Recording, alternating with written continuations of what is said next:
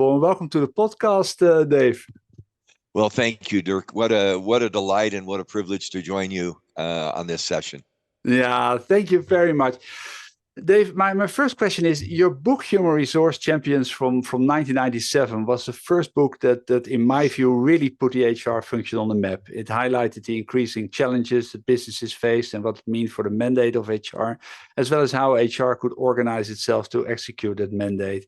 It had a huge effect on the way HR organizations structure themselves.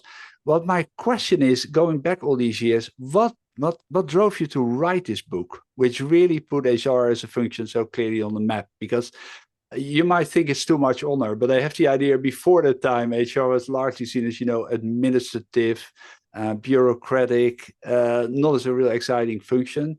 And you somehow basically created a book which suddenly told people, where to focus on, links to the business organization. But what was your motivation or drive to write that book? Well, what's fascinating, Dirk, is pre-1996, 97, the people and organization issues have been around a long time. Yeah. I mean, Peter Drucker wrote about them, Rensis Likert wrote about them, Douglas McGregor, and they got managed in a company in a somewhat haphazard way. So here you had a business leader who had that passion. Here you didn't have a business leader. And so what I was seeing in good companies, and let me be honest, mostly what I do is I describe my work as a hummingbird. I fly around and take ideas from different companies and then try to put them together. Some great companies back then were using the HR function as a forum where those legacy people and organization ideas were coming together. And I wrote the book. I think I got lucky to just hit timing. I think books and ideas, sometimes it's serendipity and you get luck. But it seemed to capture an idea that if we're going to manage our people and organization issues in a more thoughtful, rigorous way, we need to have a place in the company that does that. Finance is a place for economics. Marketing is a place for customer intimacy. The HR function began to be a place for that work to be integrated. Funny story. When I published it at Harvard, they did a review. There were 3 reviews. One said it's great, one said it's so-so, and one said it's terrible. So it's the inevitable academic. If an academic's listening, they should all laugh with me. One review, great book. One review, okay. And one review, terrible book. Why would anybody publish it? So I have to laugh at that because I think we, those of us in the academic world who do publications with reviews, we often get that mix and you never know exactly what's going to hit. No. Well, in your case, the book was a tremendous success, and it seems that every company was almost implementing the so-called Ulrich model. So a lot of companies I talked to, we have already implemented it. We start to implement it. Did you expect that success? Did you expect that book and the model to be so successful when you wrote it, or was it for you a complete surprise as well? I had no clue. I mean, I'd written other books, Organizational Capability, which actually the title was great, but it didn't hit as much. Today, that's the theme that everybody's looking at, and written some other things. So I was pleasantly surprised. I have never called it the Ulrich model. I've never called it that. Other people do. I think this is the HR model. I don't know how to respond to that. It's not mine. I'm that hummingbird that stole ideas from so many other people and put them in place.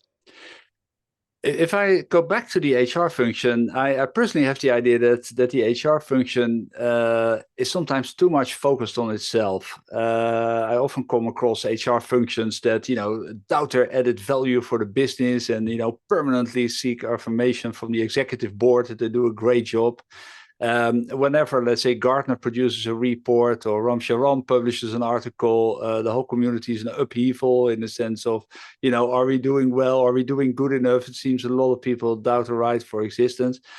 I see that doubt a lot less personally in other business functions. I see that doubt less in legal. I see it less in finance. Is this only my personal observation, or do you recognize the insecurity as well? And if so, where do you think it stems from? Well, short answer and long answer, I'm not sure where everything stems from, but once you start managing people, there's a lot of ambiguity by definition, and HR is human. It's about people. And so by definition, my wife, again, her picture is on my counter, Prominently, is a psychologist. And people have said to her, oh, you must care about people. And she said, a lot of the people I meet are depressed, they're anxious, they're lonely. I do care. And there's a lot of ambiguity when we get to human. Having said that, I would agree with you that, in fact, one of the taglines I really like is that HR is not about HR. We need to quit obsessing about ourselves. It's about creating value for humans. And this is an insight, again, in my spirit of learning that I got from one of my good colleagues, Wayne Brockbank, recently. HR is about helping humans. Well, who are the humans who touch an organization? Clearly an employee group. HR is about helping employees get more value and productivity and sentiment engagement. But the executives are human. They want to develop and implement a strategy. The board of directors is human. They want to shape the direction of the enterprise. Customers are human. They want products and services that meet their needs. Investors are human. The communities are filled with citizens who are human. I am now defining human, quote unquote, resources as all of those stakeholders. HR is not about the function of HR. It's about creating value for the humans who interact in our company. And when we start with that as an HR professional, it changes the game. I'll bet you've been in 5 or 6 brilliant companies. Imagine there's an executive meeting and HR is going to do a pitch on leadership, on talent management, on succession planning, whatever it is. They go in and they start their pitch. I think those pitches must change. The first 2 or 3 slides of those pitch should not be about HR. It shouldn't be about leadership, talent, performance management. It should be about the humans who will be affected. Here's what we're finding with customers. Our revenue from targeted customers is declining. Here's what we're finding with investors in this company. Our price earnings ratio is dropping. Our profitability is eroding. Here's what we're finding in our communities. Our reputation is at risk. Therefore, I will talk about leadership, performance management, succession planning. But if we start the HR discussion, not with HR, but with the humans who will be affected because of HR, then we begin to change the game. Now, that requires HR people get a new set of skills. I go to HR people and I say, publicly traded, what's your price earnings ratio?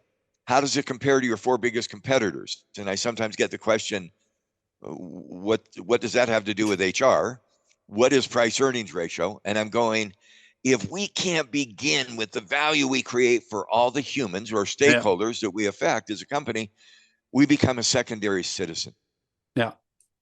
I agree, and I think that also should basically inspire us to come up with a vision and with ideas, rather than basically just reaching out to executive boards in the sense of, what do you want us guys to do? What do you expect from us? I mean, we should have an opinion, I think.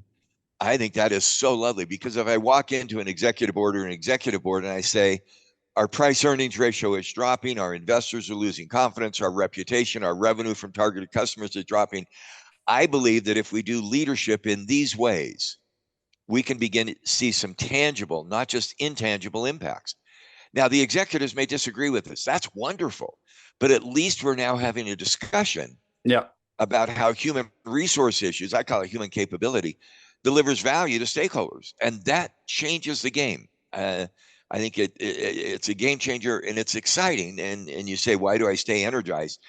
I think we need evidence. We need the data. And there's a lot of places we can get that data that shows that relationship. And then where do we prioritize our thinking? Do we do performance management? Do we do career development? Do we do talent management? Do we do leadership? Do we do diversity? And say to the executive, we have a lot of initiatives we could invest in to make these outcomes happen. Here's our data. What would you now like to do? And I go in proposing, not just asking. Yeah. I agree with you. I fully agree with you. I have 2, let's say, follow-up questions based on what you said. And one about them is, what's currently very popular is to say HR is not your friend. And my problem is, personally, as an HR professional, it hurts me a little bit, because I think it kind of demonstrates that we're de-intensifying the relationship with employees, and we're empowering employees and their line managers to work out everything in the context of their relationships. That means that we mostly get involved if things escalate, and it also means that the whole advocacy role that HR potentially could have is also lost also the feeling from what's happening in the workforce, what's happening in the culture, in the atmosphere, etc. So personally, it's not one of my favorite expressions. What are your associations by HR is not your friend? I think HR, first of all, I think we live increasingly in a world of paradox. HR should be focused on social agendas and economic agendas. I see a lot of presentations that I'm guilty of, and I'll claim guilt. We say from administrative to strategic, from social to economic. I think they're wrong. I think it's and also. We have to pay attention to the administrative and the strategic. We have to pay attention to the social agenda and economics. Having said that, I think sometimes in HR, HR is not your friend. What can I do to be your friend? I love to ask the question, what's the most important thing that HR can give an employee? Believe, meaning, become, growth, sense belong, of purpose, community. Yeah. Be safe, psychological safety. All the above or none of the above. Everybody votes all the above, and I mark it wrong. What's the best thing we can give an employee? A company that succeeds in the marketplace. Because if a company doesn't succeed in the marketplace, there is no workplace. And that's that paradox. What do we do in HR to succeed with the marketplace? I'll bet in the mix of companies you've been with, there's some that have lost market presence. Yeah. And when they lose market presence, they say, we got to cut 150 million, and they make bad decisions. Are we helping our companies succeed in the marketplace so that we have a job? Now, the beauty of that is the correlation between employee engagement and customer engagement is 0.6 to 0.8. If I want those customers to be more engaged, it's not just our products and services, they've got to be great, but it's also the way we treat our employees, because that's the lead indicator. It's the way we manage our leaders. Are our leaders doing things that will get our customers to buy more product? And so for me, HR is not your friend. I'm your friend. And sometimes, again, back to the personal, sometimes friends have tough love. Yeah. I have we have 10 grandkids. We're honored and blessed with that. Yeah. We don't let them run in the street. No, I mean, I'm a loving grandparent. We try to give them structure, and we try to give them advice. And we encourage them to do their homework. We do. If you don't do your homework, you'll end up in finance. No, I probably shouldn't have said that. That was a bad joke. But we encourage them to do their homework, to become their best selves. They're not all going to be brilliant academics. Some may do all kinds, but to find personal meaning. And I think in HR, we befriend you by helping you recognize the value you create for others. So as we coach a leader, what have you done in your last 3 days, 3 weeks, 3 months that will cause investors to have more confidence in this company, that they'll invest in it, that will cause customers to be more likely to buy products, that will cause communities to have a better reputation? And if the leader says, well, I don't think about that, I go, you should, because that's where ultimate success will come, is the navigation of that paradox. Now I say that, and some people say, oh, you're just after, this is live. My phone is bubbling, and I will turn that off. And that was fine. We'll basically cut it out. That is fine. Oh, that's okay. It's fun to leave it in. It shows that we're not we're humans. But I think if we can show that what we do inside the company with our people, our organization, our leadership, and the value it creates with stakeholders outside, then I am your good friend. I am your good friend. I love your metaphor. We do have to do kids, you got to do your homework. Well, if you don't, you have consequences. Yeah. Anyway, thank you. Good comment. Yeah. Hey, and the other thing you said is the importance of data. Now, personally, I'm a very strong believer in what Deming said. In God we trust, all others bring data. But sometimes I have an idea that it's now so fashionable in the HR space that everything needs to be expressed in terms of data and impact. I mean, I just worked for a company where every 3 seconds in the HR team we used the word impact to the point that it almost became laughable. And let's say things that were kind of self-explanatory didn't get done anymore because everything was about impact or data. What is your ideas about? Do you think almost everything can be expressed in data, or do you think, well? Two thoughts. The first thought is, in the world of information, and data is simply information that allows you to make better decisions. So what information do I need? 20% of the world's data is what's called structured data. That's spreadsheets, statistics, analytics. Yeah. My PhD is in taxonomy. I like statistics. Yeah. What that leaves is 80% of the world's data is unstructured. Observation, intuition. Yeah. I remember coaching a senior business leader some time ago, and he said to me, "I don't know what to do with the executive in Europe. It feels like our business is not doing well." And I looked at him and I said, "You're in your late 50s. You started as a business leader at age 25. You now, 30 years later, have run businesses of increasing scale and size. What does your instinct tell you to do?" And he said, but I should look at data. And I said, "You've got enough data. Tell me your instinct." And he said, "I think I have to let him go." And I said, "That's data. It's unstructured data." At the same time, I was coaching a 30-year-old who happened to start one of those cool startup companies that we're all jealous about. Yeah. It was a $2 billion market value, and he owned 10%. So he was doing pretty well.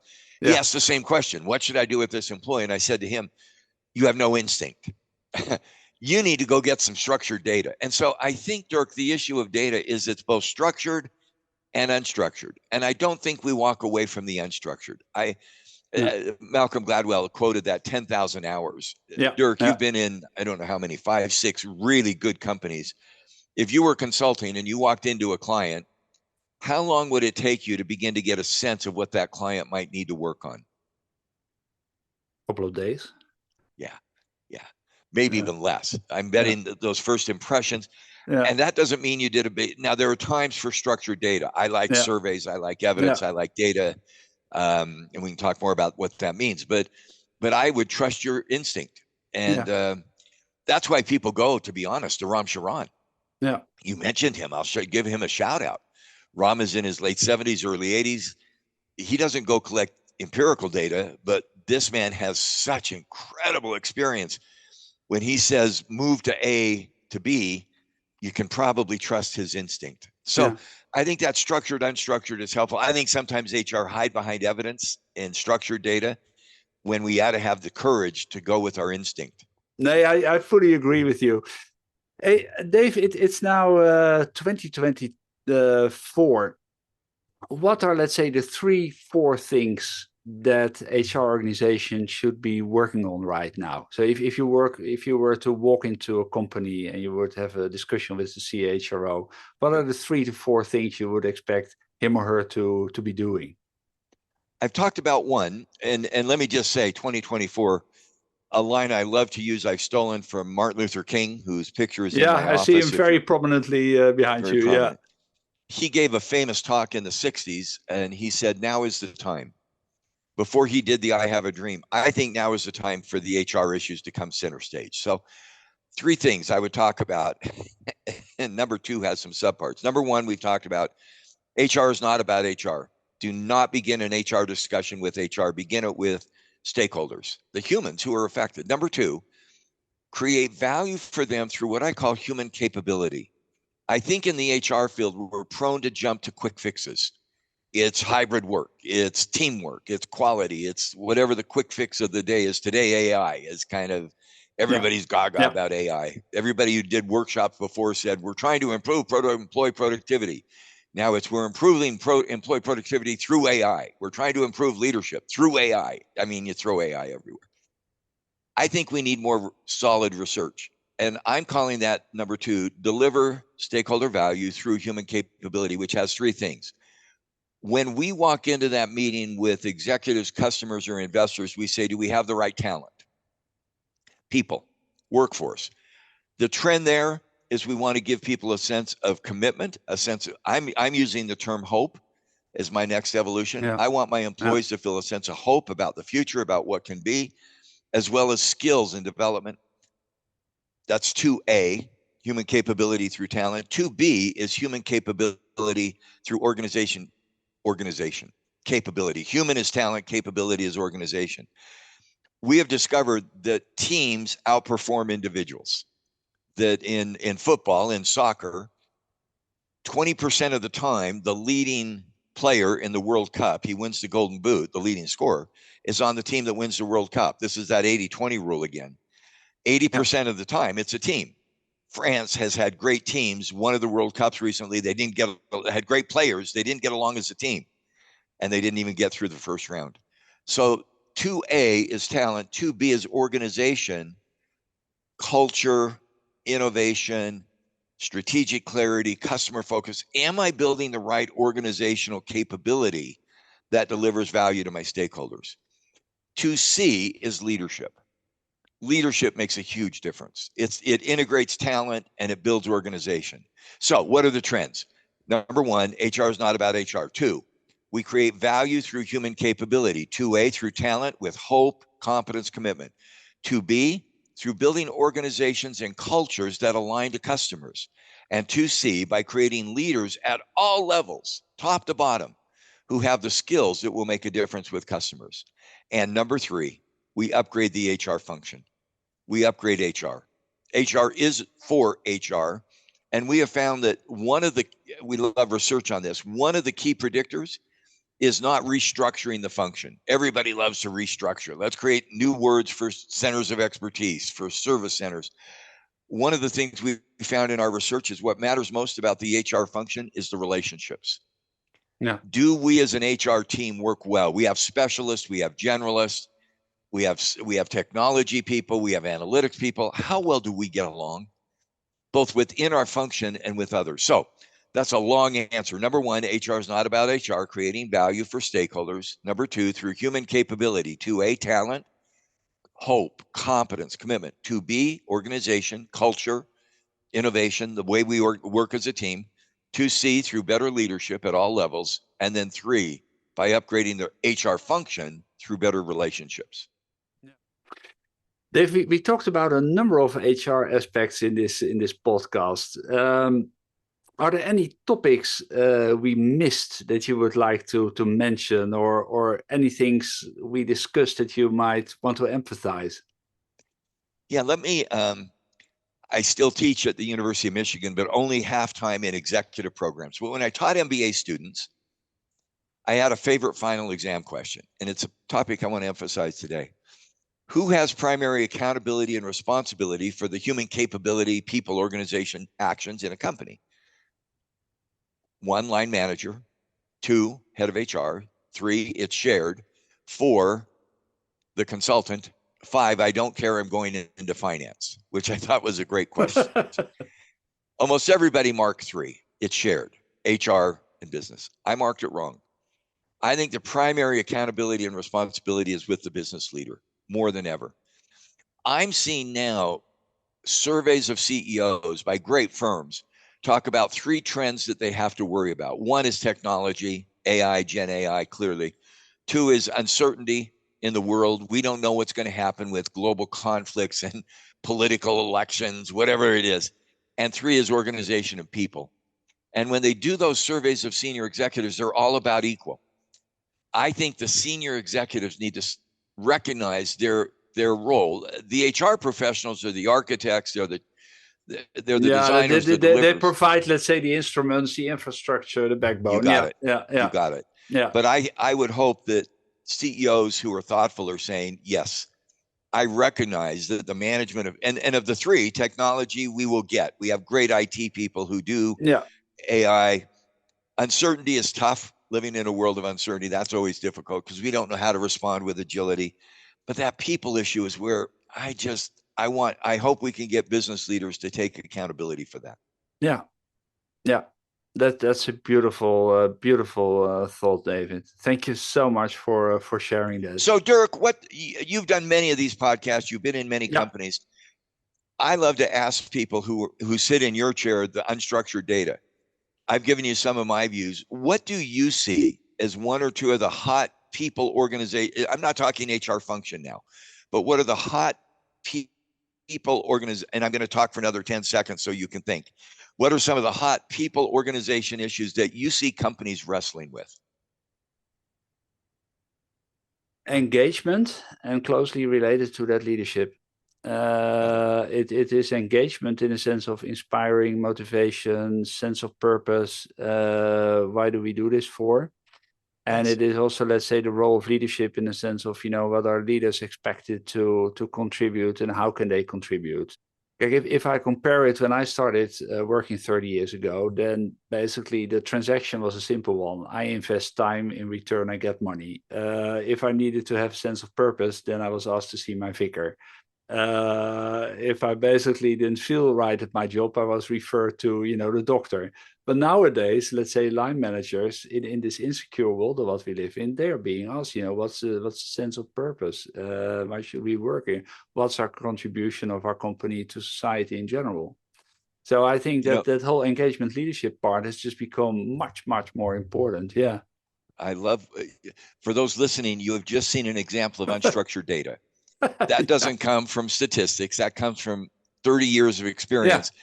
And I love the headline, engagement through leadership. And engagement is motivation, hope, what we talked about. Leadership is not just senior executives, but it's frontline. It's first-time leaders who manage themselves so that they can care for others. Yeah. I love that's the beauty of unstructured data, engagement through leadership. And then you can dive into each of those two agendas, but they're connected. Thank you. You've just taught me something. And again, I love your engagement through leadership. I'd add one word, sustained engagement, which builds the organization, because you don't want just short-term engagement, but you want sustained engagement. I love what you've just taught me. I've taken a page of notes. Super. And I appreciate your wisdom and helping me. Thank you so much for your time. Yeah, thank you so much, Dave, for taking the time. Really, thank you so much for being on the podcast. Thank you.